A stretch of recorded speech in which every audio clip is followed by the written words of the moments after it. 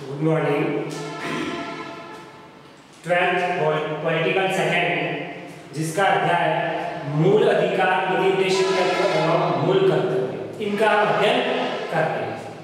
हमने इससे पूर्व की क्लास में नीति निर्देशित तत्वों को लेकर बात कही थी, जबकि हमें यह पता है कि नीति निर्देशित तत्व का संविधान के भाग 4 में अनुच्छेद 36 से 51 तक इसका वर्णन किया गया है, जिसमें अनुच्छेद 36 में राज्य शब्द को परिभाषित किया है, 37 में यह वाद योग्य नहीं है, इसके बारे में चर्चा है, और 38 में राज्य सामाजिक आर्थिक सुरक्षा की समता प्राप्त करने के लिए क्या प्रयास करेगा, इसका उल्लेख है। हमने बात करी थी कि यह नीति निर्देशित तत्व जिन्हें हम अध्ययन की दृष्टि से विभिन्न भागों में, अलग अलग भागों में बांटेंगे, तो सबसे पहला भाग हमने देखा था कि नीति निर्देशित तत्वों को आर्थिक सुरक्षा संबंधी नीति निर्देशित तत्व के रूप में देखा, जिसमें हमने अनुच्छेद 39, अनुच्छेद 41, अनुच्छेद 42, अनुच्छेद 43, अनुच्छेद 43 क और अनुच्छेद 48, इसके तहत हमने वे नीति निर्देशित तत्व पढ़े जो आर्थिक सुरक्षा संबंधी नीति निर्देशित तत्वों के अंतर्गत आते हैं। इसके बाद हमने अध्ययन किया जो सामाजिक सुरक्षा एवं शिक्षा संबंधी नीति निर्देशित तत्वों के रूप में। इसके बाद दूसरे रूप में हम अध्ययन की दृष्टि से हमने नीति निर्देशित तत्वों को सामाजिक सुरक्षा तथा शिक्षा संबंधी नीति निर्देशित तत्वों के रूप में पढ़ा, जिसमें हमने अनुच्छेद 44, अनुच्छेद 45, अनुच्छेद 46, अनुच्छेद 47 और अनुच्छेद 48 क के अंतर्गत हमने इन अनुच्छेदों को सामाजिक सुरक्षा एवं शिक्षा संबंधी नीति निर्देशित तत्वों के रूप में अध्ययन किया। यहाँ तक हमने पढ़ लिया था। आज हम बात करेंगे कि पंचायती राज प्राचीन स्मारक तथा न्याय संबंधी नीति निर्देशित तत्वों का उल्लेख कौन-कौन से अनुच्छेदों के अंतर्गत किया गया है। तो अध्ययन की दृष्टि से हम तीसरे रूप में देखेंगे निर्देशित तत्वों को, जिन्हें हम पंचायती राज व्यवस्था, प्राचीन स्मारक एवं न्याय संबंधी नीति निर्देशित तत्वों का उल्लेख कौन-कौन से अनुच्छेद में किया गया है।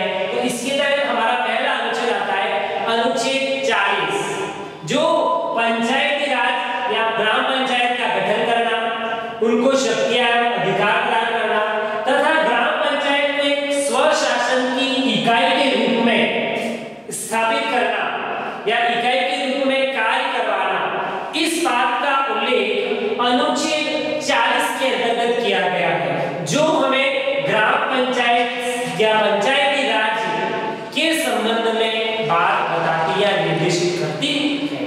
कौन? नीति निर्देशित तत्व। कौन से अनुच्छेद के अंतर्गत? तो अनुच्छेद 40 के अंतर्गत पंचायती राज अर्थात ग्राम पंचायत का गठन, उसको शक्ति और अधिकार प्रदान करना तथा उसे स्वायत्त इकाई के रूप में कार्य करवाना, स्थापित करना, इसका उल्लेख अनुच्छेद 40 के अंतर्गत किया गया है। बाद में हमने इसके कार्य देखेंगे कि इसका क्या रूप हमें हमारे देश के अंदर देखने को मिलता है। फिर ग्राम पंचायत के बाद हम देखें प्राचीन स्मारक संबंधी कौन सा अनुच्छेद है। तो प्राचीन स्मारक को लेकर या कोई भी ऐसी प्राचीन वस्तुएं जिन्हें संसद के द्वारा राष्ट्रीय महत्व की घोषित की गई हो, उनकी सुरक्षा करना राज्य का दायित्व है, ऐसा अनुच्छेद 49 के अंतर्गत कहा गया है। अर्थात अनुच्छेद 49 किस बात का उल्लेख करता है, तो आप ध्यान रखें कि राष्ट्रीय महत्व की जो प्राचीन स्मारक हो, कोई कलात्मक वस्तु हो, चाहे कोई स्थान हो जो राष्ट्रीय महत्व का हो, तो उसकी सुरक्षा से संबंधित लेकर उसके जो स्मारक है उसमें किसी भी प्रकार का कोई कुरूपता नहीं आए, उससे उसका कोई दुरुपयोग न हो, इस संबंध में सुरक्षा करने का दायित्व राज्य का है। इसका उल्लेख अनुच्छेद 49 के अंतर्गत किया गया है। इसके बाद तीसरा अनुच्छेद आता है ग्राम पंचायत या प्राचीन स्मारक हो गया न्याय संबंधी, और इस न्याय संबंधी अनुच्छेद जिसका उल्लेख अनुच्छेद 50 के अंतर्गत हुआ है, जिसमें क्या कहा गया है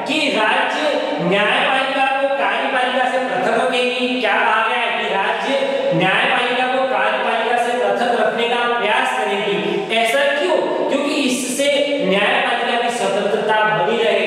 न्यायपालिका की स्वतंत्रता बनाए रखने के लिए कार्यपालिका को न्यायपालिका से पृथक रखने का प्रयास करना या बात करना अनुच्छेद 50 के अंतर्गत इसका उल्लेख पूर्व में ही नीति निर्देशक तत्व के रूप में संविधान में कर दिया गया है। यहाँ तक सभी को समझ में आ गया होगा कि ये तीनों अनुच्छेद ग्राम पंचायत या पंचायती राज संबंधी, प्राचीन स्मारक संबंधी और न्याय संबंधी तीनों अनुच्छेद याद रखने। पंचायती राज संबंधी अनुच्छेद कौन सा है? अनुच्छेद 40। प्राचीन स्मारक संबंधी अनुच्छेद कौन सा है? तो अनुच्छेद 49। और न्याय संबंधी अनुच्छेद कौन सा है? न्यायपालिका संबंधी अनुच्छेद कौन सा है? तो आप कह सकते हैं अनुच्छेद 50। तो हमको अनुच्छेद जिनमें इसका उल्लेख है इस बात का ही हमें सबसे ज्यादा याद रखना है, क्योंकि यहीं से हमारा प्रश्न बनेगा।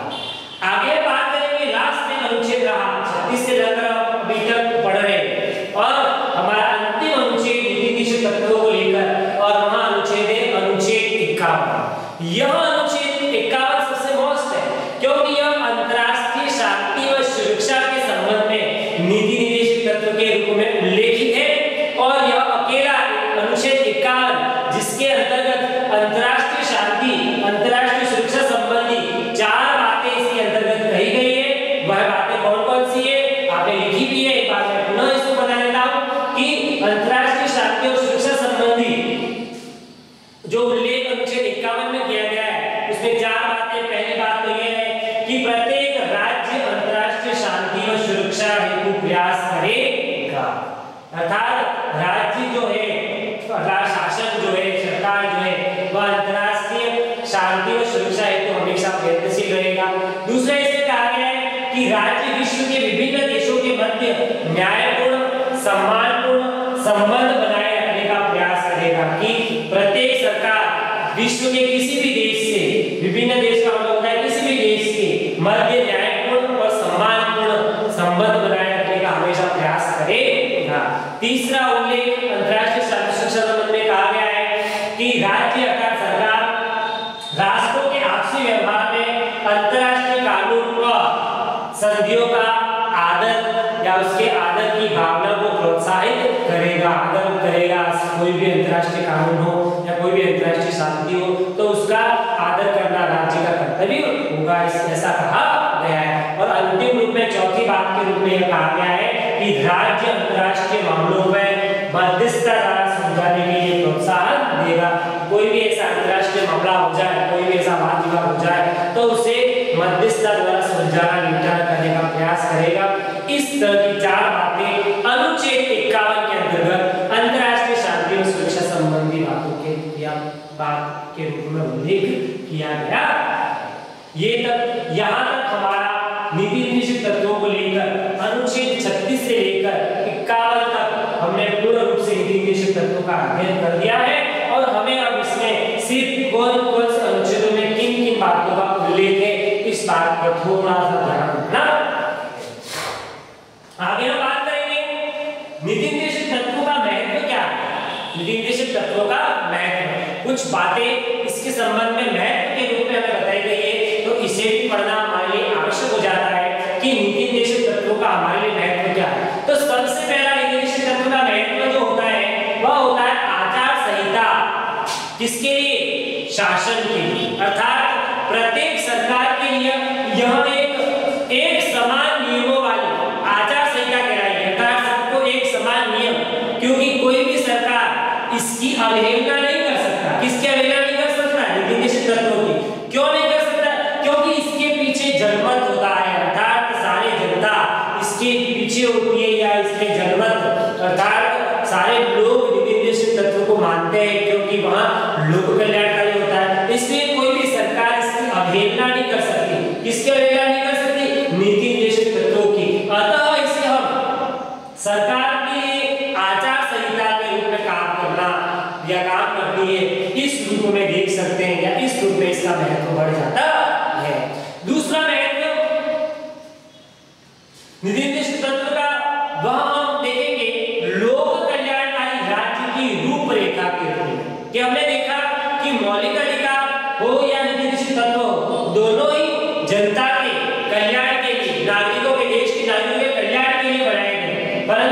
नीति निदेशक तत्व जो एक लोक कल्याणकारी राज्य की स्थापना हेतु भारत के संविधान में स्थापित किए गए या लाए गए, तो इसमें हम देखते हैं कि यह एक प्रकार से लोक कल्याणकारी यानी लोगों के कल्याण के लिए एक रूपरेखा को क्या करती है, प्रदर्शित करती है। एक रूपरेखा के रूप में हमारे संविधान के अंतर्गत इनका उल्लेख किया गया है।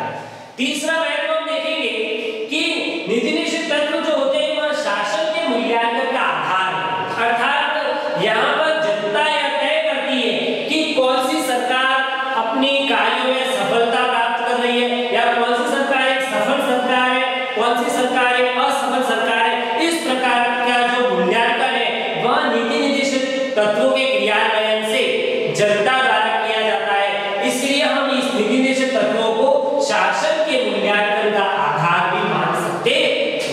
आगे हम नीति निदेशक तत्वों का महत्व देखें तो हम इस रूप में भी देख सकते हैं कि यह संविधान के क्रियान्वयन में सहायक है, कि जिस प्रकार से संविधान में जो बातें नागरिकों के लिए रखी गई या लिखी गई या उल्लेखित है उनका क्रियान्वयन किन रूप में होता है, तो उनका क्रियान्वयन वास्तव में देखा जाए या संविधान का क्रियान्वयन वास्तव में देखा जाए तो वह नीति निदेशक तत्व के रूप में हो रहा है, या नीति निदेशक तत्व संविधान के क्रियान्वयन में कहीं न कहीं अपनी भूमिका या अपनी सहायता प्रदान करते हैं।